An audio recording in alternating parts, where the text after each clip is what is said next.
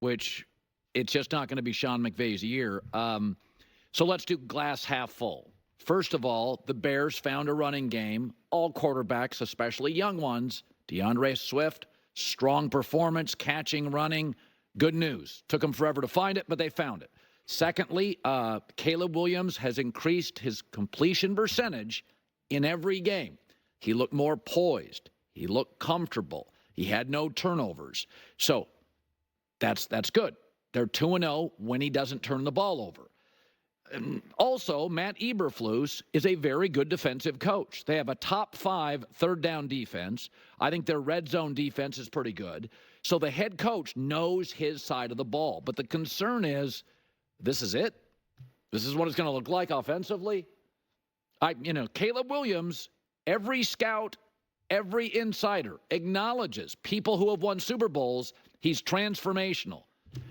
And yet we're saying, well, he wins when he doesn't turn it over. That's like Derek Carr or, a Daniel Jones stat. And that's fine. Come on. But that's not what we have here. Throwing the ball downfield just 10 yards. This isn't the Colin glass half full Colin. Throwing the ball downfield 10-plus yards. His passer rating is 28. His completion percentage is 32. It is a remedial offense. Now, hopefully they can maintain the run game. Caleb looked better. But, man, when you watch this offense, this is not what it should look like, especially when you watch Jaden Daniels with Cliff Kingsbury. It can't look like that. The Rams, we got to be honest here. No Puka Nacua, no Cooper Kupp, offensive lines in disarray. They got no bullets. They have no playmakers. Everything has to be a 10-play drive. You got to win that game, I guess. I didn't even trust Chicago to win the game. They did. But this week, according to reports, Jay Glazer reported this, Bears players had a meeting with the offensive coordinator and said, we're not a Pop Warner team. Now, this story now, broken by Jay Glazer, the team said, loosen it up, lighten it up, ask more of us. Here's Caleb after. We're in a flow. Let us just stay in that flow, get going. Whether it's the run game, whether it's the pass game. If we get drives going with the pass game, sprinkling a few runs, and we get the game going with a few runs, sprinkling the pass, and then keep running the ball. So I think that was the main point of emphasis throughout the week, and obviously us just having open communication is most important. Okay, let's talk about the world champions going for. No, let's talk about the Chicago Bears. Yeah, okay, listen. I'm okay with Colin's kind of going back and forth here, right? Saying he's really high on Caleb Williams of the Chicago Bears, and he's like half empty, half full, this, that, and it feels a little disarrayed, I don't understand the emphasis of, let's see if I can bring it up, right? Caleb on throws, 10-plus yards, downfield, 14 for 43, 0 and 3 touchdowns. Those stats, obviously not great, right?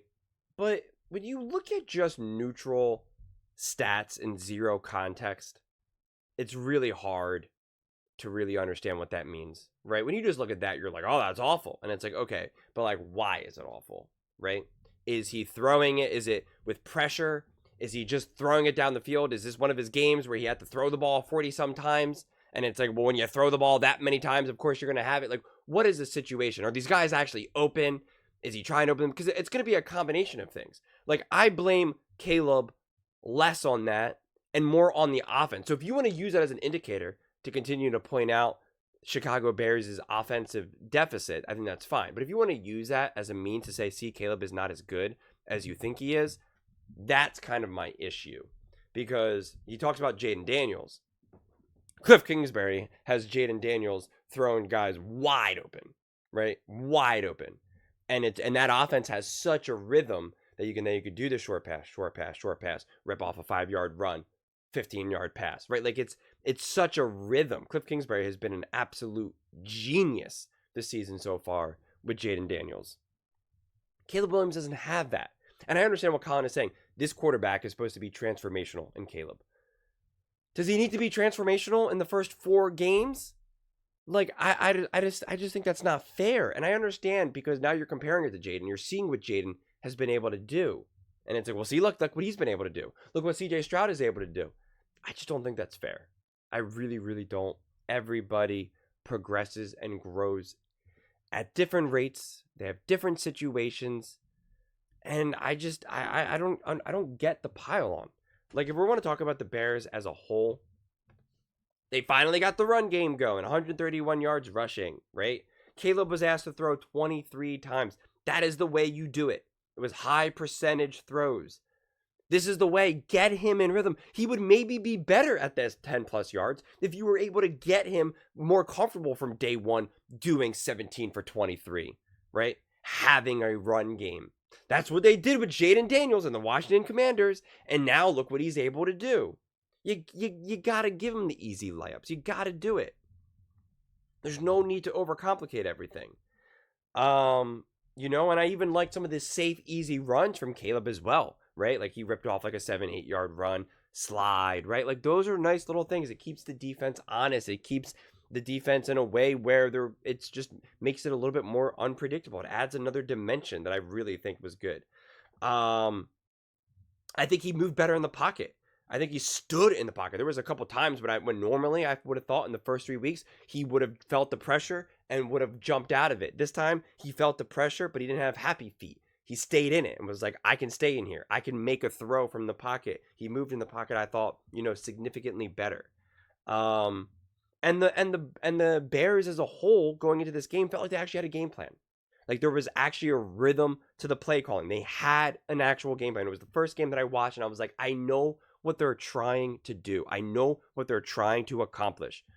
And it led to a win, right? It actually led to a win. And then there was another play that also really stood out to me. And it's all these little things where there was a blitz coming at Caleb and he was able to find Swift for a big gain. And I just think in that moment he looked more comfortable. He's getting more comfortable in these more chaotic pressure situations, which I think when you are as athletically gifted as a Caleb Williams, it's going to take a second or two to realize that you need to learn how to play a little bit more traditional football. That's what I think it really comes down to.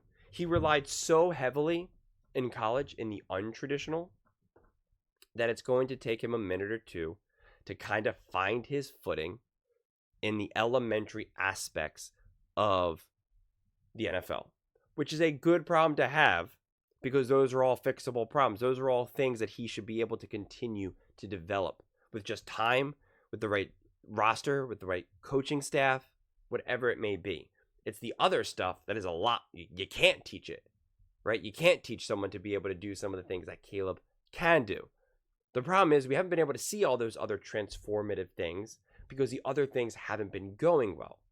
Look what we were able to see Lamar Jackson do versus the Baltimore Ravens.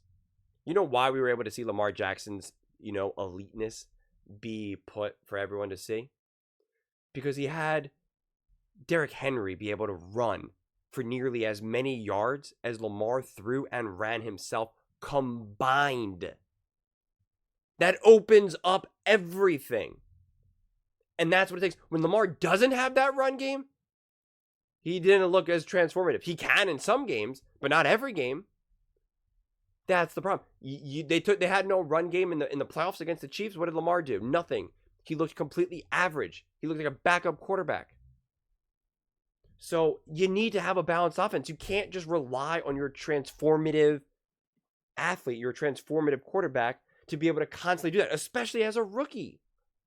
It just becomes too much. So I don't think we need to be too harsh. I understand the expectations were through the roof. I understand that the expectations for at least year one were probably higher than they should have been. But we're seeing Caleb get better. We're seeing the Bears get better. And this is just a wait and see. It was always silly for Nick Wright to say that the Bears were going to the Super Bowl. That was always a bad take. And I know he knew it deep down. But, it's nice to have Bears fans in your corner, a massive market. So I just don't think that, Caleb needs to be constantly evaluated through such an insane level of microscope. I get why, because he was the number 1 overall pick and he was touted to be this generational talent for the last couple of years, and I still don't think that take needs to be abandoned. This game plan that they had, the 17 for 23 in the second game, that's a game plan that they should have had in week 1 and week 2 and week 3. So the fact that it took them 3 weeks to finally do that, to me, this is where now this was Caleb's first game. This was his first game as a rookie. Let's judge him now based on what he's doing now and what Shane Waldron continues to do from an offensive coordinating perspective, from a game plan perspective. That's what I want to see. Let's get him his footing. Jaden Daniels has been transcendent right now, and he showed some of those glimpses in the earlier weeks, but it really wasn't until the last 2 weeks that he really got on the radar for everyone else. People were kind of making fun of that offense for those first 2 weeks, right?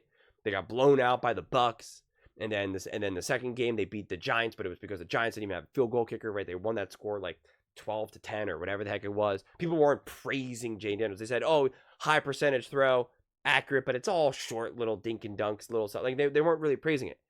Then week 3 he was unleashed. Then week 4 he was unleashed. Give Caleb time. Give him time. But those are just my thoughts. I'd absolutely love to hear yours. What do you guys all think about Caleb Williams? Where do you think he still needs to improve? Do you think the criticism is continued to be fair? Let me know in the comments below. I read every single comment, so whether you agree with me or disagree with me, either way, let's get in some discussions, let's get in some fights, but ultimately, let's just have some fun. And please do consider subscribing. We are building an amazing community here, and I'd absolutely love to see you part of it. I want to build something that we all genuinely feel connected to, something that we're really excited to be part of. I think we're on our way to doing it. And please don't forget to give this video a thumbs up, as it really does help with the visibility and the algorithm. Thank you so much, and see you next time.